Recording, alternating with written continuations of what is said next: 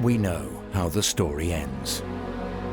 Diana, Princess of Wales, has died in a car accident in Paris. The world has lost Princess Diana at age 36. The body of a princess so loved by her people. Shared by many that the paparazzi bore some responsibility for her death. But how did it begin? Who was Diana before the paparazzi? Before the palace? Before the prince? She may have become the people's princess, but Diana was born into the aristocracy. That's the irony. We'd called her fresh and innocent and a flower and a fairy tale, almost like she was scooped up from rags into riches. No, Diana came from one of the most powerful landed families in the country. The Spencer family contained a wide variety of dynamic, charismatic historical figures, who both were products of their ages, but also architects of their fortunes. We don't think of Diana as someone who studied history, but I think she was aware of a heritage to live up to, and perhaps something to reclaim. What made Diana, Diana? It is a story that stretches back to her childhood and far beyond. This is how a family made a princess.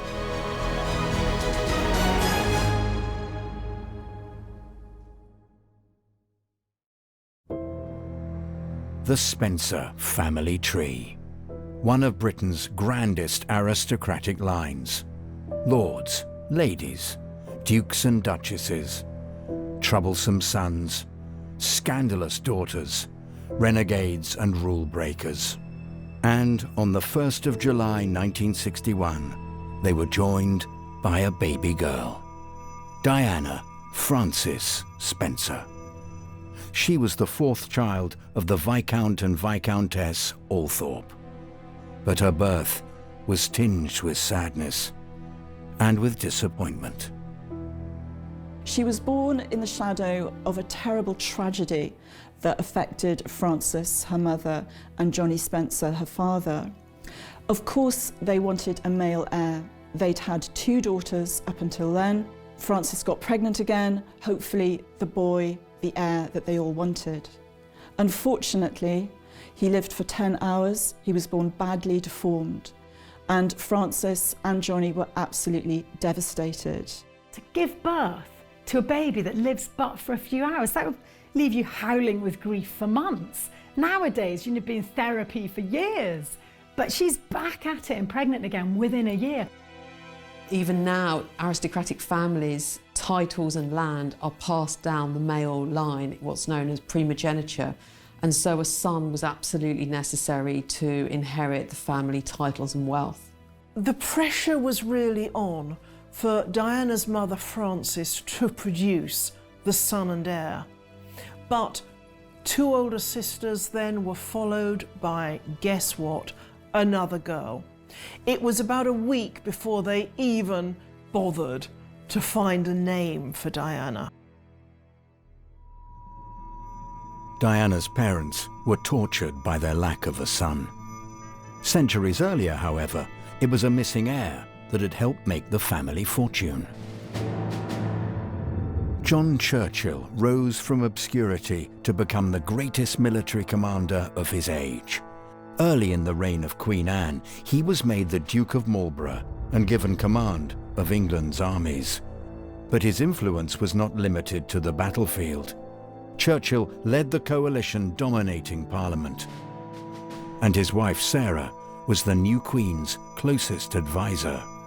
Together, the Churchills were the most powerful couple in England. They were greater than the sum of their parts, really, these two. While Sarah was literally the mistress of the bedchamber, able to get right up close and personal with Anne. John, meanwhile, he's a supremely able military man. John was urbane and calm, persuasive and easygoing, whereas Sarah was fiery and argumentative and robust in character and couldn't bear to be thwarted or contradicted. And had they been the same in temperament, I don't think their relationship would have worked anywhere near as well as it did. At the beginning of Anne's reign, Europe was in turmoil. The French king Louis XIV had plans to dominate the continent. Opposing him was a grand alliance of the English, the Austrians, and the Dutch. Put in command of their joint forces was the new Duke of Marlborough, John Churchill. This was very controversial, as he had no experience of leading large numbers of troops in combat. And it was seen that he was being appointed because he was Queen Anne's favourite. But he soon put all fears to rest. This was particularly because of his skillful management of the Grand Alliance, where he worked with Dutch politicians and Dutch generals to forge a coherent army out of a potentially unwieldy force. His natural feel for the ground, his ability to see on the other side of the hill, to see what was on the other side of the horizon, to assess the threat, to move to meet it, and then to deal with it on the day, was quite astonishing. In 1704, the French armies threatened Vienna. If the city fell, Austria would be forced out of the Grand Alliance. Europe would be Louis XIV's for the taking. Churchill marched his troops south from the Low Countries. The battle was met in Germany at the village of Blenheim. There, Churchill and his allies won an astonishing victory. The victory at Blenheim in August 1704 was the first occasion for some hundreds of years that an English general had beaten the French outright in battle. Unwounded prisoners, men giving up, that's a sign of defeat. And Marlborough took 13,000 unwounded French prisoners at Blenheim. It was a catastrophic defeat for Louis XIV. The balance of power in Europe tipped in England's favour.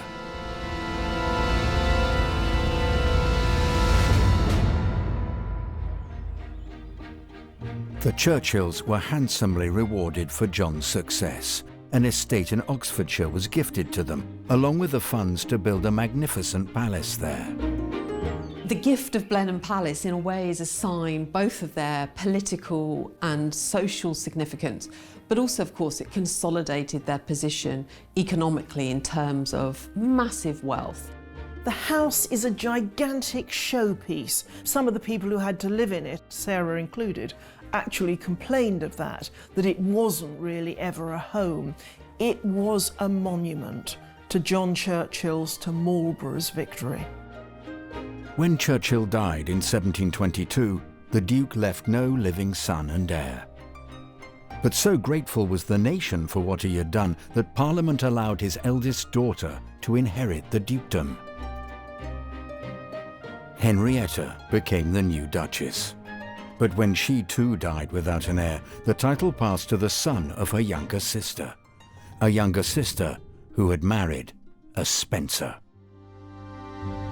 Charles Spencer was now the third Duke of Marlborough and master of Blenheim Palace.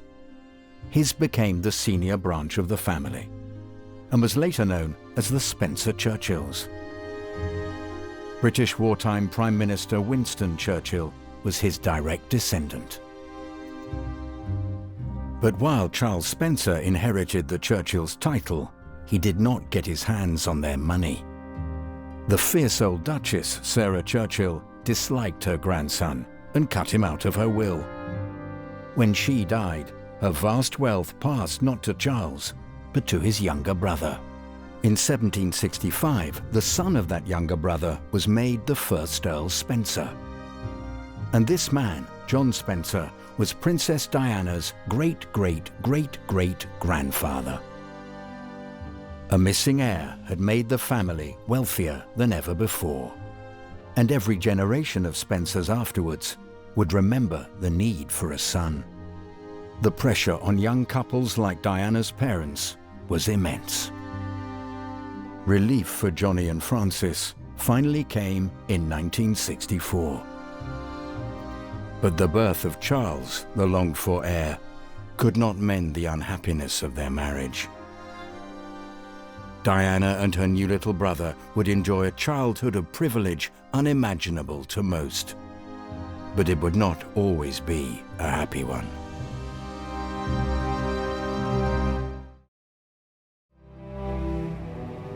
Diana Spencer was close to royalty from the very beginning. Her parents, Johnny and Frances, leased a house on the royal estate at Sandringham. It was here that Diana was born and raised. From the outside, Park House must have seemed an idyllic home. It had 10 bedrooms, a swimming pool, a tennis court, and 6 full-time staff. But behind closed doors, the house was the scene of furious rows and resentful silences. The marriage of Diana's parents was disintegrating. Frances hadn't found marriage easy from the start. She'd found her husband not enormously emotionally literate, basically. There'd been that huge pressure to produce a male heir, and when it seemed she couldn't, he seems to have blamed her for it. Problems, though, went deeper than that. Frances had married him quite young. There was a 12-year age gap. She was lively, very sociable. He was happy with the life of running the estate and didn't really change so much with the times. You know, why should he? Frances began an affair with a wealthy businessman. Peter Shand Kidd was bohemian, outgoing, amusing. Everything Johnny was not. In the summer of 1967, Frances left her husband for him. We think of the 60s as this kind of free-flowing decade of change. Actually, no, there was a lot of noise about change, but it was still a fairly conservative society. So the fact that Frances had taken a lover, had fallen in love with Peter Shand Kidd and wanted a trial separation was not just a shock, it was an extraordinary embarrassment. The result is that Diana's mother, Frances, got branded a bolter, as they called it in aristocratic circles, a woman who'd run away and left her family, and that's actually not fair. Frances wanted the children to come with her, but Diana and her siblings were soon entangled in a bitter custody battle. While the innate social conservatism of the time would generally have placed such custody battles in favour of the mother, she was against a lord in this instance, and a lord who had powerful witnesses to testify to his side. Not only did he get all his chums to give him a character reference, he also managed to get Frances's own mother to speak against her daughter having custody of the children. So Lady Fermor is so appalled by what her daughter's doing, the disgrace she's brought upon the family. She talks against her own child and in favour of the Viscount of Althorp. Ultimately, the outcome of the custody appeal was that her father would retain custody of the children. And again, this is remarkable. The expectation would always have been that children would stay with their mother. So on all fronts, this is a devastating story, personally, for Diana and her siblings. It's the kind of last gasp of an old establishment world where the aristocratic man would always win out over the woman. The Spencers' marriage in 1954 had been called the wedding of the year. Now their separation was the talk of high society. But it was far from the first scandal in Spencer history. 200 years earlier, in Georgian England, there had been another Spencer causing a stir. She was the ultimate late 18th century it girl. She was a hugely fashionable figure, but a controversial and a troubled one too. History would be a much less colourful place without her.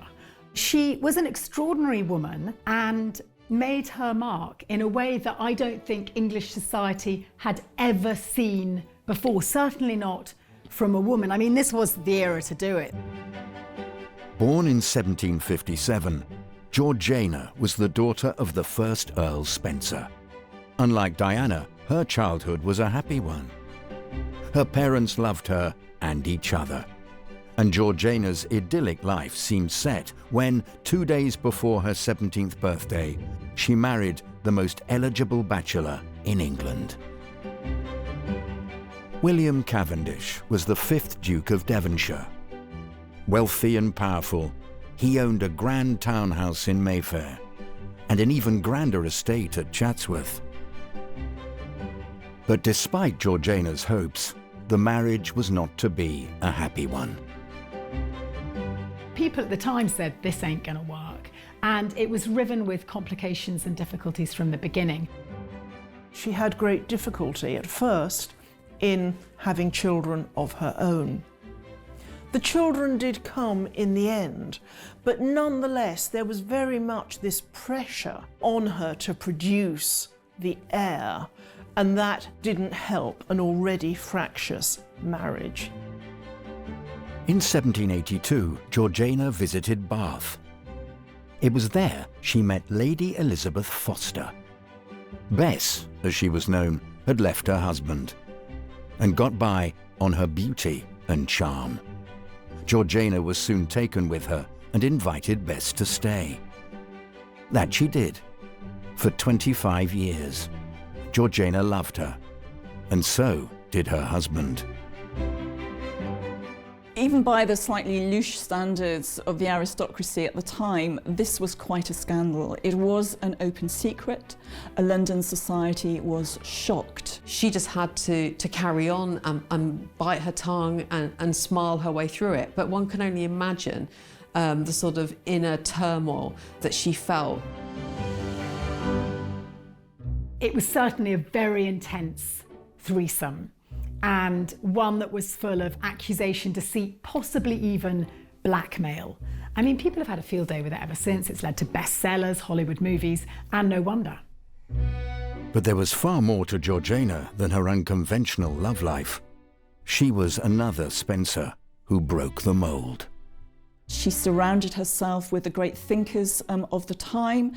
She was interested in science and geology. She even had a laboratory built in her own house. She was a social influencer, a fashion icon, a novelist, and a scientist. But her largest influence was in the realm of Whig politics. She was actually out there on the streets, tramping till she got blisters, campaigning on behalf of the Whig Party, which her families all supported. She was heavily criticised for this. It was not what women did, but she was undeterred. Despite all the bad press, she kept on campaigning. So she really was a woman of an astonishing number of interests and abilities, which, however, did not conspire to give her an easy life. Georgiana had an addictive personality.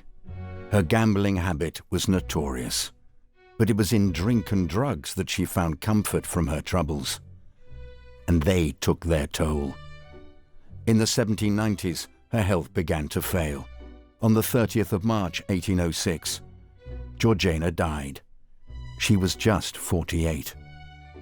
Despite her demons, she was one of those Spencers who, whatever her troubles, whatever the controversies, did the family proud. Did Diana know the story of her ancestor? Did she see how she walked in Georgiana's footsteps? Diana's marriage would become just as unhappy, but she also shared with Georgiana that Spencer daring, that willingness to break taboos for the causes she believed in. Both were immortal style icons of their age that set media tongues wagging and were the subject of continual scandal and interest. They both also tried to break the mould of what was expected of women of their time. But of course, tragically, they also had demons. Neither woman was conventionally pretty, but they were show-stoppingly beautiful. Everybody around them wanted to be near them. There was something about them, and it was that they didn't seem to be aware of it. After the death of Georgiana, the Duke of Devonshire married her friend, his lover, Bess Foster. It was a match despised by Georgiana's children.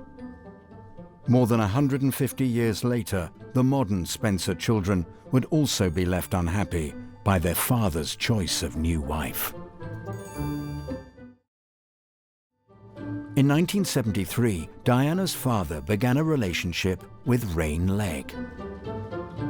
She was the daughter of Barbara Cartland, the romance novelist whose books the young Diana loved. But there was not the same affection for Rain. With her mother and father remarrying, the young Diana was shuttled between two distant households. The divorce had traumatized her. She had every toy a child could wish for, but it was love she craved. Diana was always plagued with insecurities, lack of self-worth. Why didn't they love me enough? Wasn't I lovable enough for them to stay? This then became the story really of her childhood, and that sense of rejection was something that no doubt stayed with her in the years that followed. The traumas of Diana's childhood may have scarred her, but they also taught her compassion. It was a quality that would stay with Diana all her life, and one day lead her to fall in love with a prince.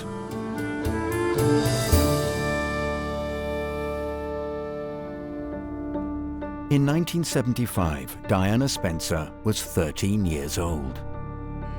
Her parents had divorced. She had a new stepfather, a new stepmother, and her life was about to be upended once again. On the 9th of June, Diana's grandfather, the 7th Earl Spencer, died. Her father became the new Earl, and the family had to move. Diana's beloved childhood home at Park House was traded for the grand Spencer estate at Althorp. Althorp was an altogether more historic and forbidding place than Park House had ever been. It was still decorated in a very old-fashioned manner, with the portraits of many illustrious Spencers past gazing down at Diana from the walls. Diana could be under no illusion of the heritage of her family. One can only imagine that it was something of an imposing, not particularly cosy environment to grow up in.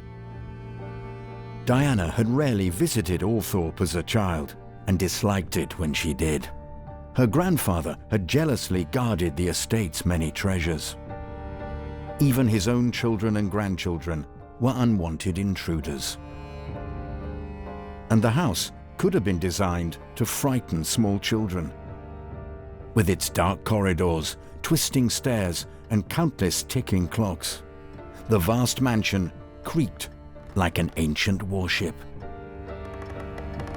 Even her father didn't like it. He felt the ghost of his brooding, bullying father, and everybody found it, rather chilly and uncomfortable. It was not a place where history was a pleasant curiosity. It was a place where history asked questions of people who lived there, questions which Diana and her siblings probably felt they needed to answer. There had been Spencers at Althorp for almost 500 years. In Tudor times, in the reign of King Henry VII, Sir John Spencer had grazed livestock there. The family had grown wealthy on the backs of their sheep. The wool trade was absolutely at the core of England's wealth throughout the Middle Ages and the Tudor period. Sheep farming was becoming incredibly lucrative, and the Spencers were one of the very small number of families who controlled a lot of sheep pasturing land, with their main estates being ideally suited for that purpose. In 1508, Sir John paid £800 for the red brick manor house at Althorp. Soon he expanded the estate into the surrounding countryside. More land for their sheep meant more wealth for the Spencers. And with those riches came power. A family of sheep farmers became barons and members of parliament.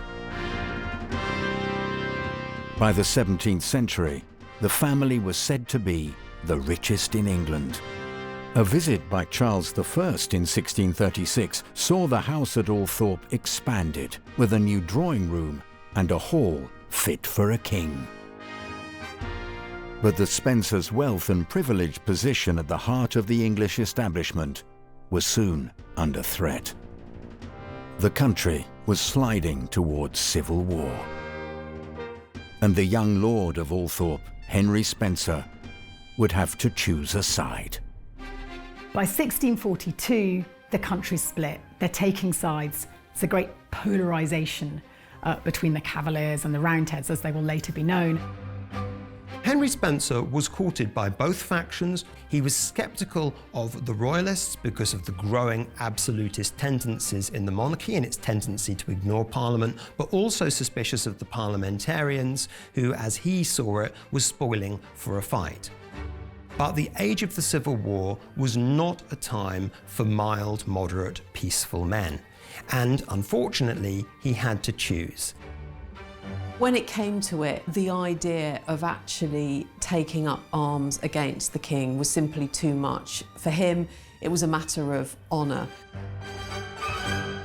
In August 1642, King Charles raised the royal standard at Nottingham. Henry Spencer answered the call. He would pay the price for his loyalty. His home, Althorp, was quickly occupied by parliamentary troops from Northampton. And far worse was to come in the fighting ahead. At the Battle of Edge Hill, the young Lord Spencer joined the cavalry charge that swept through the parliamentary forces. As a reward for his bravery, the king made Spencer the Earl of Sunderland.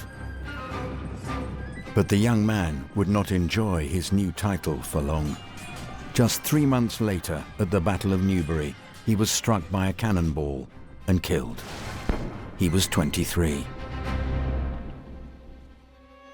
Althorp passed to his devastated wife, Dorothy.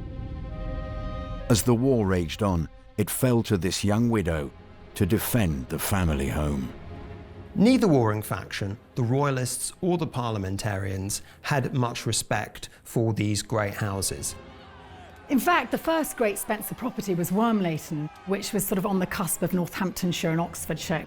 And it is absolutely trashed, ironically, by the Royalists, because they don't want the parliamentarians to get their hands on it. And it was absolutely enormous. It made Althorp look like a cottage, to be honest. Because Henry Spencer had backed the Royalists and then the parliamentarians came to power, things were pretty tough for Althorp for a while. Dorothy was an incredibly astute woman. She was in a prime position to be able to preserve Althorp because while Henry dies for the king and the royalist cause, his uncle is a parliamentarian and backs his nephew's wife and helps protect her.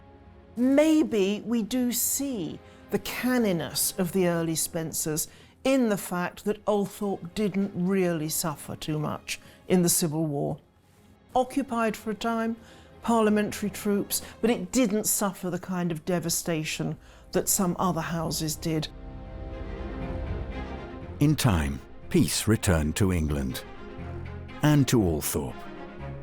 The Spencers began to rebuild the house and reclaim their place in high society. Dorothy leads the way on this, Henry's widow, and it costs quite a lot of money. You know, she covers over the courtyard and there's that great big wooden staircase running down into the saloon that still 300 years on looks pretty show-stopping.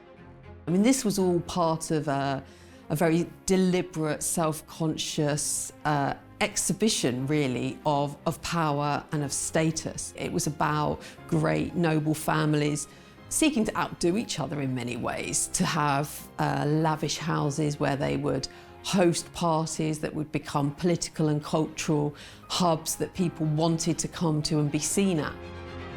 As each generation of Spencers passed through its halls, Althorp grew and changed.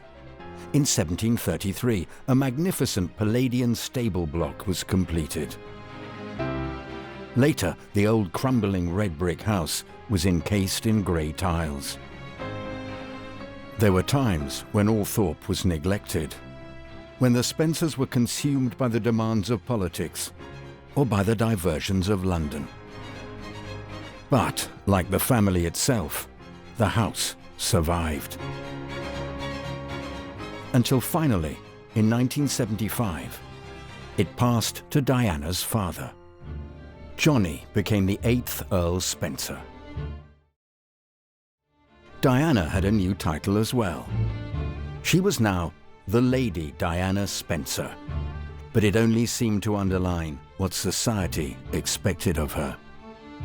For Diana, like her female predecessors, it was all about marriage and then children. There were no really greater aspirations and expectations than that. But her father Johnny had, I think, broader ambitions for his daughter, and so did others. The Queen Mother, for example, had always had the view that Spencer women were potentially formidable and potentially difficult. So everyone knew that there could be something special in store for Diana. Diana was 16 when she first met Prince Charles. The heir to the throne was dating Diana's older sister, Sarah. She was just the latest in a string of girlfriends for the young prince. He was under huge pressure to marry from, on the one hand, the press, you know, who were chasing any girl he'd even looked at. On the other, perhaps his own family. I mean, there really was a feeling that he needed to get on with it. The world is watching and writing about it. It becomes increasingly difficult, I think, for this man to have natural relations with a woman because they're immediately aware of who they're talking to and probably become slightly affected. You know, it's corrupting, isn't it? Power, fame, money. Sarah was not to be the royal bride, of course. She was too spiky for a royal spouse. Her relationship with Charles didn't last. But the young Diana could not yet imagine the prince would have any interest in her. She was about to embark on a new life. In 1979, Diana turned 18. The gift from her parents was a 3-bedroom flat in West London. Diana was the distinctive Sloane Ranger, living with some girls' school friends in Coleherne Court. She had fun, whizzed round in her mini metro, and took on a series of low-paid jobs, such as nannying, such as cleaning, and then enjoyed a lifestyle which was completely incommensurate with the kind of salaries that those jobs commanded. We often think of young people moving away from home, moving to London, rebelling a bit perhaps, discovering themselves, but that wasn't the experience Diana was ever going to have. To all appearances, it was this very, very staid, really quite old-fashioned, limited upper-class life. But the great change in Diana's life was just around the corner. For Prince Charles had not forgotten the younger Lady Spencer. A story, a tragedy, to outshine all the Spencers before her, was about to begin.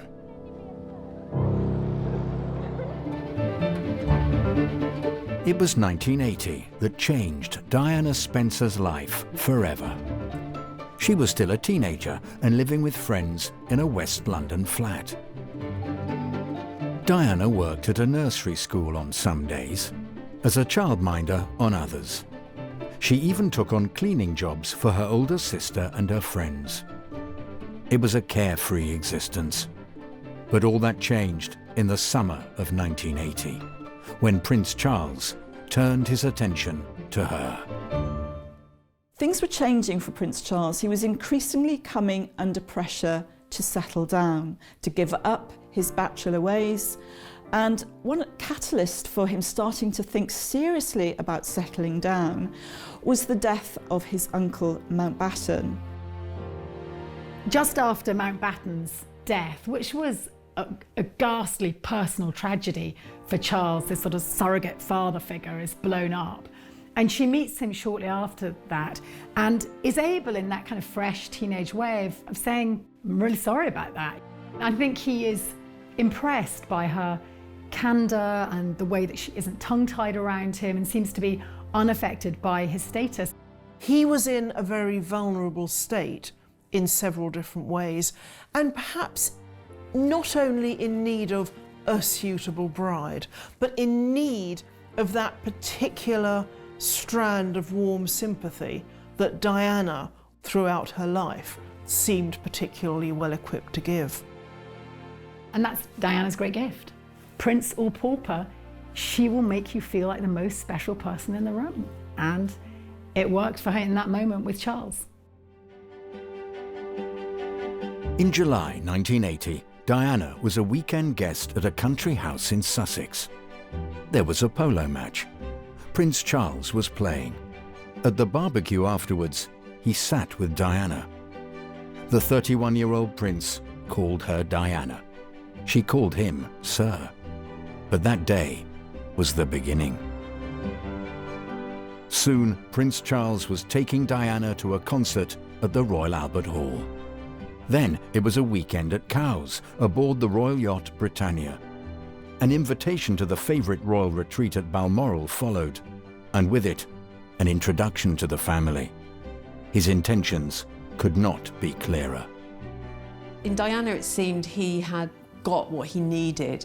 He'd got somebody who was clearly infatuated and in love with him, who was respectful of him and his position, who understood, who was glamorous without being too much of an exhibitionist.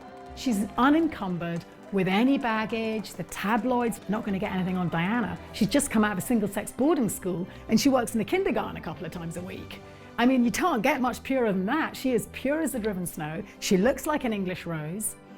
She's perfect. The couple had been seeing each other for 6 months when Charles told Diana he had something to ask her. Late on the evening of the 6th of February 1981, in the nursery at Windsor Castle, Charles asked her to marry him.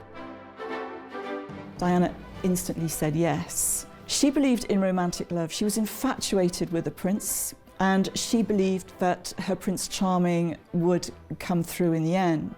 What little girl born in the 1960s didn't want to marry Charles Philip Arthur George? I ask you. Of course she wanted to marry Prince Charles. So probably did all her peers. That she should be a fairy tale princess and marry a fairy tale prince was something that she thought was entirely appropriate and something that she had dreamed of since she was a small girl. Here was Diana now ready, betrothed to the Prince of Wales, marrying into the royal family, marrying the future King of England. This was a step up for the Spencers like never before. But she was not the first Spencer to be betrothed to a prince. She was not even the first Diana. 250 years earlier, there had been another Lady Diana Spencer who was set to be a royal bride. It was the ambitious plan of Sarah, the old Duchess of Marlborough, who had dominated the court of Queen Anne. By the 1730s, her husband was dead and her political power had waned. But there was one realm where she still ruled: her family. She was particularly attentive to her grandchildren, and in really shaping the Spencer family. She wanted to very much make her mark on the next generation, and so having been at the very sort of apex of political society and in and around the Queen, she now turned her attention to her very own family. She felt she had both a duty and a right to school them in what they did and how they should approach life and conduct themselves, and who they should marry. The young Diana Spencer was Sarah's favourite. She was courted by the richest and most eminent men in the land. But Sarah wanted more for her granddaughter.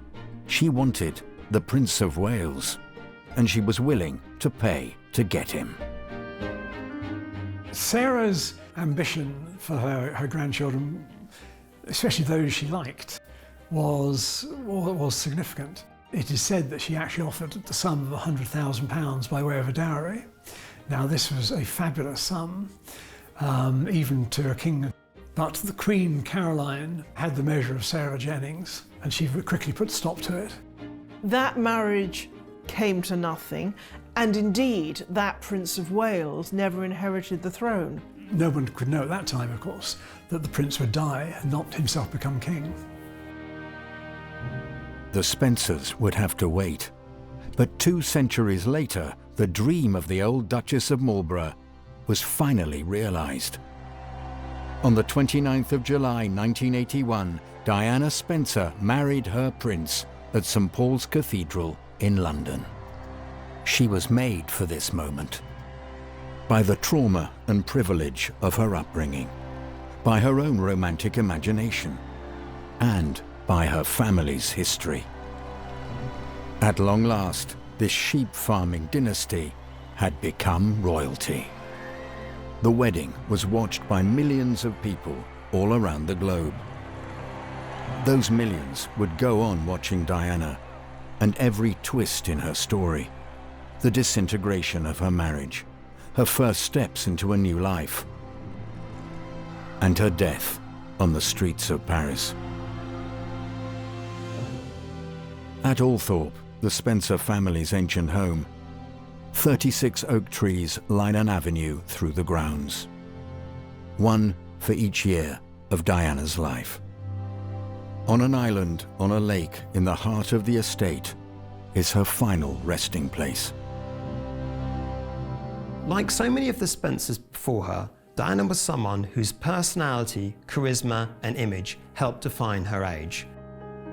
She was born into one of the biggest, most famous dynasties in Britain, and she transcends that, and she chooses to live her life in a way that speaks to people who aren't privileged, who aren't entitled. She showed the royal family a different way of being, a different way of engaging with people. She rocked the monarchy for a time. She challenged it, but I also think she changed it for the better. She was a Spencer woman through and through, characterful, strong, feisty. Yes, she had demons, but she embodies, I think, the spirit of many women that came before her. You do find those Spencer women with an odd kick in their gallop, with a readiness to push the boundaries. And I think that somewhere along the line, as she grew up, Diana was aware of that, and that played its part in moulding her story. The grand history of the Spencer family had intimidated Diana as a child. Now, she is a part of it. And of all those stories stretching back through centuries, hers is the most famous. Diana became a princess, a mother, a campaigner, an icon. But she was always a Spencer.